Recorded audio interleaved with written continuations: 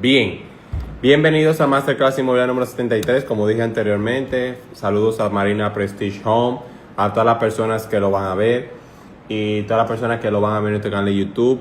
Gracias. Por favor, suscríbanse, activen las notificaciones y permitan, muestren este Masterclass, todos los Masterclass, los Express Class y todo el contenido que tenemos. Difúndalo a otras personas que lo puedan ver, nos puedan apoyar y que sea de bastante utilidad para nosotros crecer como comunidad. Y por favor, suscríbanse a nuestro canal de YouTube de Republic Podcast RD, que todos los días, vamos a decir, lunes y miércoles Masterclass, los viernes Express Class y los sábados las entrevistas con personas del sector inmobiliario. Como dije anteriormente, discúlpenme por no hacer el Masterclass lo que es el pasado miércoles, pero tuve un fuerte gripe que me sacó de mis labores de poder hacer el Masterclass, pero ya estoy aquí activo con ustedes. En el día de hoy vamos a dar un Masterclass breve, corto, sencillo y preciso, que mucha gente, asesores que están empezando, asesores que no están empezando, cometen el error, clientes que no tienen la facilidad o no saben manejarse. Y vamos a dar pasos para obtener una hipoteca. Como muchos sabrán, este país, el sector inmobiliario se ha abierto bastante a que mucha gente, tanto nacional como internacionalmente, quieran invertir en este país y no entienden cómo hacer estos pasos. Algunos lo entienden, otros no saben, porque cada banco tiene su regla, su forma de hacerlo. Entonces, para ir entrando en materia, pasos para realizar obtener una hipoteca o un préstamo hipotecario. Lo primero es una precalificación. Yo siempre le digo a las personas, asesores que colaboran conmigo o personas que se quieren acercar a mí, clientes, que hay clientes que se molestan. Yo estoy buscando un apartamento de tal precio. Lo primero que yo digo, tú estás precalificado. ¿Qué es una precalificación? Una precalificación es más un proceso, un preproceso para que un banco identifique si tú estás calificado o no para ese tipo de préstamos. Dígase, el banco va a verificar, si tú le dices, yo estoy buscando un apartamento de 10 millones, el banco lo que va a verificar si tu estado, dígase, si tu capacidad de endeudamiento permite tener o hacer la adquisición de ese préstamo o de ese apartamento y cuánto te prestaría. Eso es lo que yo siempre recomiendo a la persona y eso se puede realizar en un solo día. En tu mismo banco, donde tú realizas todo, tus procesos, que te pagan tu nómina, donde tú tienes tu negocio, lo que sea, te pueden dar ese mismo día ese monto. O sea que no es algo tan tedioso. Entonces, es importante que tú hagas una precalificación bancaria para tú poder tener un préstamo hipotecario. ¿Por qué? Porque mayormente pasa mucho de muchas personas que buscan el apartamento y luego buscan el financiamiento y están errados. Deben buscar el financiamiento, la aprobación y buscar el apartamento. ¿Por qué? Porque mediante la preaprobación tú vas a saber hacia dónde tú tienes que buscar. Y si lo que tú buscas, tú puedes buscarlo. Dígase, si yo lo que quiero es un apartamento de 10 millones, pero yo lo que califico por uno de 8 millones, pero en el sector yo verifico en el internet que no hay 8 millones, o verifico con un asesor inmobiliario que no hay de 8 millones, entonces yo estoy perdiendo mi tiempo y estoy haciéndole perder el tiempo a esta persona. Entonces es importante que el cliente haga eso. Y si no, debe tener el cliente un asesor competente que pueda llevarlo a que haga una precalificación bancaria antes de dar vuelta o verificar o ir a apartamentos o edificios. Eso es lo primordial. Una precalificación bancaria. Ojo con eso, la precalificación no quiere decir que es bueno y válido por la suma de. O sea, no quiere decir que si te dicen que es 10 millones, eso es. Es un monto estimado. Puede ser más, puede ser un poquito menos. Pero mayormente no hay un pequeño margen de error. Te digo por esto porque cuando llega el sometimiento final, la aprobación final puede haber que varíe un poco. Por lo que lo importante es, cuando tú tengas o vayas a buscar un préstamo hipotecario, yo creo que lo tengo aquí. Sí, yo lo tengo aquí. Yo lo voy a hablar de eso. Es que tú no tengas el monto tan rush o tan ajustado por lo que tú estás buscando. Ese es el punto número 1. Punto número 2. Tener un buen historial de crédito. Ese es el punto número 2. Hay personas que quieren un apartamento, quieren un préstamo hipotecario, pero tienen un mal crédito. Es imposible tú buscar un préstamo hipotecario con un mal crédito. Entonces, muchos clientes no quieren tener la confianza o aperturarse con asesores inmobiliarios. Nosotros somos como el abogado, como los médicos, o sea, los abogados penalistas. Tú tienes que decirnos la verdad para nosotros saber a dónde dirigirnos con ustedes y cómo manejarnos con ustedes. Si una persona presenta un problema de historial de crédito, esa persona no califica para un préstamo hipotecario al momento. Es lo que califica para un proyecto en plano de larga duración que podamos trabajar ese cliente, esa mejoría de ese historial de crédito, que no necesariamente puede estar en legal, puede ser que tenga la capacidad de endeudamiento, que eso es lo que quería decir ahorita, que no me llegaba la idea. Cuando tú tienes tu capacidad de endeudamiento está muy copada, o sea, está muy lleno, no te permite tener un préstamo hipotecario. Entonces, lo importante, lo interesante, que eso lo vamos a ver en el punto número 3, es no tener tanta capacidad, vamos a decir, no tener copado lo que es la capacidad de deuda. Entonces, tú tienes que tener un buen historial. Y si tú no tienes un buen historial, vamos a crear el buen historial, pero vamos a entrar en un proyecto en plano, si es lo que tú entiendes, para en el proceso de 2 a 3 años que te lo entregue, entonces tú tener un buen historial. Bien, punto número 3, no tener muchos préstamos, tarjetas que copen tu capacidad de deuda. Eso es algo que afecta muchísimo para el momento de comprar un apartamento. Hay muchas personas que no entienden esto. Hay otras que sí. Yo digo que cuando tú quieres algo, cuando tú quieres que otra persona te compre algo, tú tienes que verte bien, tienes que lucirte, tienes que limpiar la casa. Entonces, en este caso, es importante mantener el crédito bien, pero también tener tus tarjetas de crédito del 30% utilizada, no tener muchos préstamos, porque una de las cosas que toma el banco es que te presta el 30 o el 35% de tus ingresos, por lo regular. Entonces, es importante que tú no tengas muchos préstamos, muchas tarjetas de crédito, porque eso afecta directamente a que tu historial o tu capacidad de deuda, si tú tienes muchas tarjetas de crédito llenas o muchos préstamos, es imposible que te puedan dar un préstamo hipotecario. Pero al contrario, si tú tienes 0 préstamos o pocos o 1 o 2 préstamos bien manejados y las tarjetas están normalmente limpias o no al límite, al 30, 40%, es muy probable, que te puedan aprobar ese préstamo. Entonces, ese es un punto importante a destacar para tener un préstamo o para tener una hipoteca.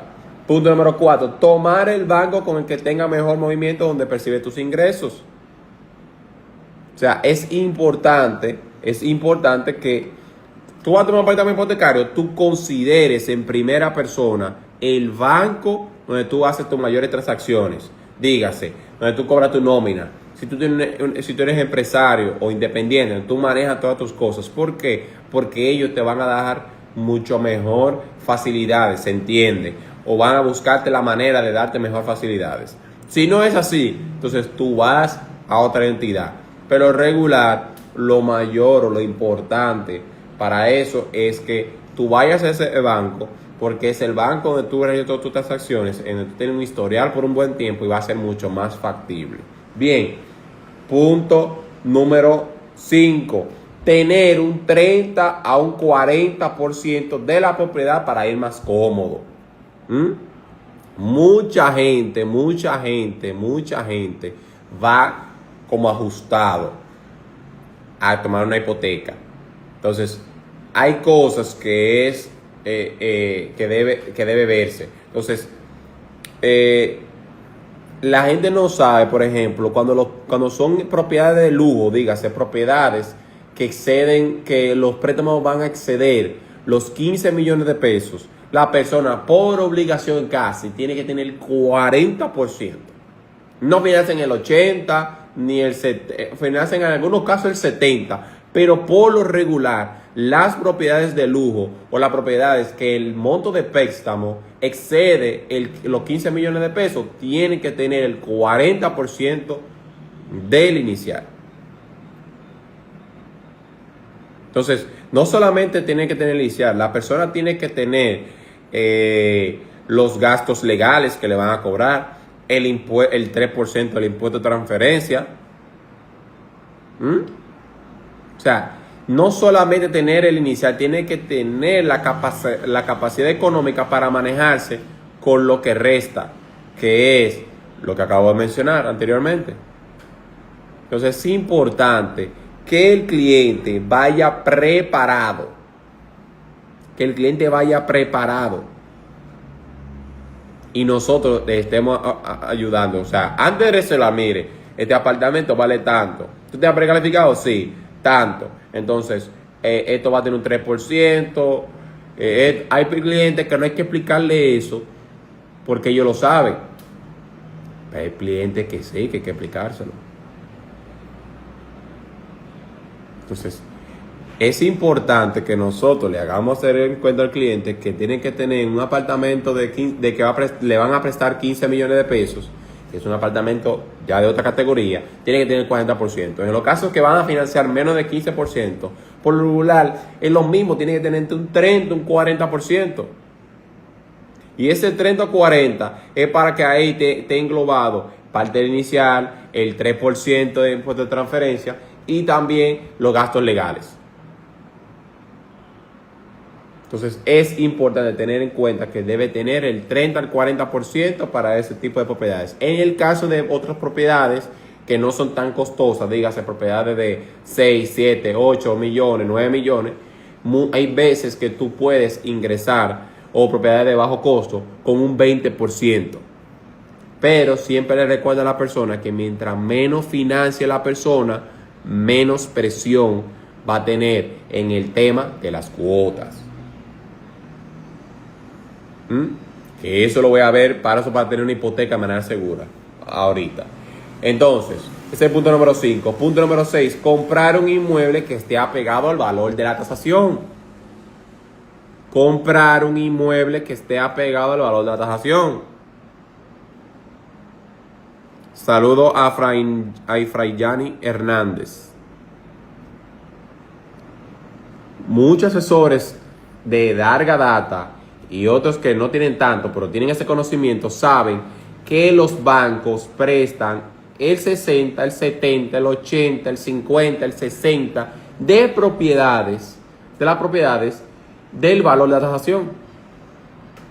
Hay muchas veces propietarios de apartamentos que ponen montos emocionales. O porque el vecino está vendiendo en ese precio, yo tengo que ponerlo en ese precio. No, tenemos que ver la tasación. O sea, tú tienes que comprar el valor a lo más apegado a la tasación. O sea, si tú estás comprando un apartamento de 260 mil dólares, ¿verdad? En tasación, y está en 270, pero tú lo cerraste en 255, o en 250, en 260, estás apegado a la tasación. Puede que haya una ligera diferencia porque las entidades bancarias no se manejan igual en la tasación y algunas le hacen una reducción de un 10 o un 15% como margen de ganancia a futuro. Entonces es importante las personas compren apegada a la tasación, porque imagínense que una persona compre un apartamento que la tasación son 250 mil dólares, pero tú hiciste el trato con el propietario de 300 mil dólares. El banco te va a prestar el 60%, el 70%, el 50% de los 250 mil. Esos 50 mil dólares adicionales por fuera, tiene que ir automáticamente, tiene que pagarlo tú. Y eso no es negocio. Y estoy hablando para los propietarios y estoy hablando también para los asesores. Es importante que si tú vas a hacer una reventa, ya sea exclusiva o no exclusiva, tú tienes que tener un tasador tuyo que te pueda dar por lo menos un promedio de ese inmueble para tú saber por dónde anda. Y si una exclusiva tuya, invertir o decir al propietario, mire, yo le puedo vender su inmueble. Ahora, yo le recomiendo que antes de vender su inmueble, hagamos una tasación. Yo lo hago. ¿Y por qué una tasación? Bueno, mire, de la única forma que yo se lo puedo vender con una tasación, porque las personas que tengan conocimiento del sector inmobiliario, que han comprado inmuebles, van a pedir una tasación. ¿Por qué la tasación? Porque en la tasación van a ver si realmente lo que está en el mercado cuesta eso. Ok. Porque hay personas que no son tontas. Muchos negocios que yo he realizado dicen, muchos negocios que yo he realizado me dicen, ¿dónde está la tasación? Y no se caen porque tengo una tasación. Mira, él lo está vendiendo en ese precio y está un poquito por encima. O sea, tiene 1 millón, tiene 500,000 pesos. O sea, estamos ahí en el precio. Yo rechacé una vez un apartamento que la tasación dio de $180,000 y el precio de venta era que lo querían poner en 450. Yo lo rechacé. Es una locura. Nada más una persona que tenga el dinero de contado, que se enamore de ese apartamento y no le importe. Y eso es muy difícil en este sector. Entonces es importante comprar un inmueble apegado al valor de la tasación. Y en los casos de asesores, hacer tasaciones en inmuebles de reventas. Y en el caso que sean de constructora, tener una idea real de cuándo anda el metro cuadrado en la zona. Bien, entonces ese es el punto número 6. Punto número 7. Si es un préstamo superior a 15 millones de pesos, los solicitantes deberán realizarse analíticas. Una cosa que mucha gente no lo ve, y es que las personas que van a solicitar un préstamo de 15 millones en adelante, el banco le requiere hacerse analíticas. ¿Para qué? Para el seguro de vida. Porque el monto que están solicitando es bastante elevado.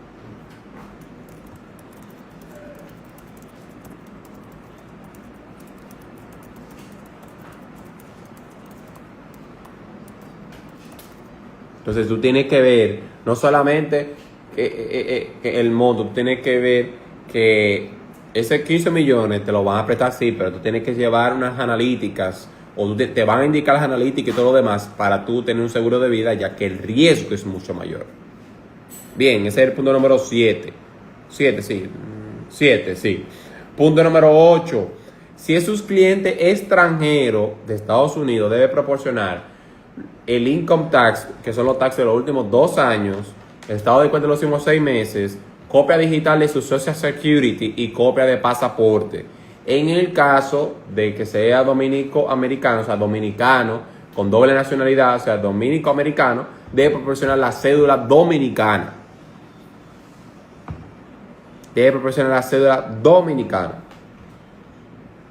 En el caso del Social Security, hay muchas personas que no quieren pasar su Social Security a asesores inmobiliarios. ¿Qué es lo que yo recomiendo a las personas?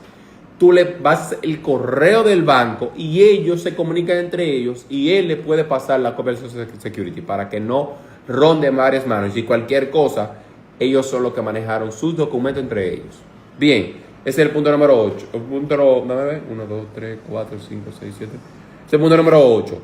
Punto número 9. Si es un cliente de Europa, debe proporcionar pasaporte, DNI, que básicamente como si fuese su Social Security, estado de cuenta en los últimos 3 meses, carta laboral o contrato de trabajo y su declaración de la renta. En el caso que tenga nacional dominicana, lo mismo, suministrar la cédula. Y en algunos casos que sean países europeos que no sean hispanohablantes, dígase que no sean español, lo que suministren, dígase carta laboral y demás, deben ser traducidos y luego pasados por Cancillería y apostillado. Eso es muy importante para los que no son de la misma lengua que nosotros, que no esté en español. Bien, entonces, para terminar, dar el último punto, Estamos hablando de pasos para obtener una hipoteca. La primera es precalificación. La segunda, tener un historial de crédito. La tercera, no tener suficiente préstamo de tarjetas que te cope tu capacidad de deuda. La cuarta, tomar el banco con el que tenga mejor movimiento o donde percibe tus ingresos. La número quinta, tener un 30 o un 40% de la propiedad para ir más cómodo. Punto número 6, comprar un inmueble que esté apegado al valor de la tasación. Punto número 7, si es un préstamo superior a 15 millones de pesos, deberán realizarse analíticas para el seguro de vida. Punto número 8, si es un cliente extranjero de Estados Unidos, debe proporcionar sus income tax, que son los taxes de los últimos 2 años, estado de cuenta de los últimos 6 meses, copia digital de su security, copia de su pasaporte, y si es dominico-americano, debe suministrar la cédula de ambos lados.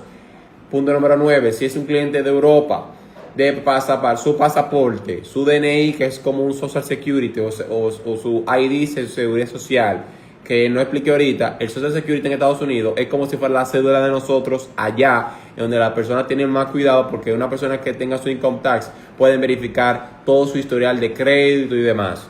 Estado de cuenta de los últimos 3 meses, el europeo, carta laboral o contrato de trabajo, su declaración de la renta, y en el caso de nacionalidad dominicana debe suministrar la cédula. Y hay algunos, tanto americanos como europeos, que les solicitan llenar un documento para ellos verificar su historial de crédito en TransUnion a nivel internacional, o ellos pueden suministrarlo ellos mismos. En Estados Unidos hay una aplicación que se llama Credit Karma. Es como una página web, Credit Karma, y hay veces que el banco mismo lo sacan, TransUnion, hacen un buró internacional que creo que son $50 que se paga para ellos obtener el historial de crédito. Bien, sí, Fayani Hernández, sí, es un muy buen planteamiento lo que estoy haciendo, por eso estoy haciendo este masterclass. Y por último, pero no menos importante, pasos para obtener una hipoteca es no ver solamente la tasa, sino los beneficios colaterales. Señores, muchas personas se enfocan en la tasa del banco. Y yo entiendo que la tasa es importante porque va a determinar el impacto de los pagos mensuales. Ahora bien, algo muy interesante. No ver la tasa, sino los beneficios colaterales. Cuando hablo de los beneficios colaterales aparte de la tasa, tú tienes que ver el tiempo de la tasa fija. Tienes que ver el pago anticipado, cuánto te permiten, porque muchos bancos te permiten hay algunos dicen que los primeros 2 años tú no puedes abonar, o si puedes abonar eso es un 5, un 10, hasta un 20%, todo eso depende. Te amarran en cláusulas hasta de cancelar el préstamo en los primeros 2 años, los primeros 5 años, y si tú lo quieres cancelar, tienes que pagar una penalidad de un 5, un 10, todo eso depende de lo que digan los contratos. Entonces, a veces en lo que tú te ahorras en un préstamo, en lo que tú te ahorras en una tasa, cuando tú vienes a los beneficios colaterales, te amarran a ti como cliente. Entonces es importante que, a pesar de que tú escojas un banco, tú veas el beneficio colateral. Dígase, si yo quiero pagar hacer un pago extraordinario, qué tiempo o cómo puedo hacerlo, qué tanto, porque a veces algunos bancos en los primeros 2 años, si tú quieres abonar a capital o en un pago adicional, te dan, por ejemplo, 200,000 pesos, y si después de ahí tú tienes que pagar un 5%, a veces tú no puedes hacerlo, sino que tú vas a pagar un adicional, tú tienes que pagar una penalidad de un 5%. O sea, es importante que ustedes se dejen asesorar de personas en su banco, o más bien de su ejecutiva de banco, que le pueda colaborar, que le pueda ayudar a decirle correctamente cómo es, o sea, cuál es el beneficio, aparte de la tasa, que ustedes van a tener, y decirle en realidad, mira, esto es una buena tasa, pero y tú pregúntale, ¿cuáles son los beneficios colaterales? Dígase, ¿cuáles son las adicionales? Dígase, ¿cómo es el costo de pago anticipado? Si lo quiero cancelar antes de tiempo, ¿tiene penalidad, no penalidad cancelarlo antes de tiempo? ¿Tiene penalidad o no para abonar a capital? Eso es muy importante. Y por último, para finalizar, es algo muy importante que no van en los pasos, pero es parte de, que es abono a capital y abono al tiempo. Ojo con eso, o abono a capital y abono al tiempo. Cuando tú abonas al tiempo, es que tú vas a abonarle a que el préstamo dure menos tiempo. ¿Me entiendes? Si tú lo pusiste a 15 años y tú abonaste el equivalente a un año completo, ya no es un préstamo de 15 años, sino un préstamo de 14 años. Ahora, el abono a capital es que tú le vas a abonar directamente, no a los intereses, sino al capital del préstamo. Por eso es importante que si tú quieres abonar, es bueno que tú se lo digas, tú vayas al banco, tú digas, tú quieres hacer un abono a qué tú quieres, el tiempo reducirlo o al capital, que el capital cuando tú lo aplicas inmediatamente en un lapso de unos días va a disminuir las cuotas. Ojo con eso. En la aplicación de pago a capital disminuye las cuotas, en el pago al tiempo no necesariamente. Entonces es muy importante que tú realices esa acotación de que cuando tú vayas a pagar un pago adicional que te lo permite tu préstamo, tú quieres abonarlo al tiempo, a que dure menos tiempo, o tú quieres abonarlo para pagar menos, una cuota mucho menor. Entonces eso es un punto importante a considerar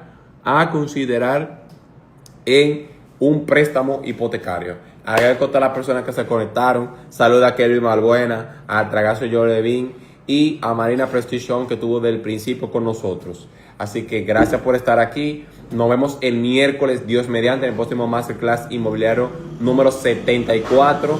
Y feliz noche para todos y feliz inicio de semana. Chao, chao.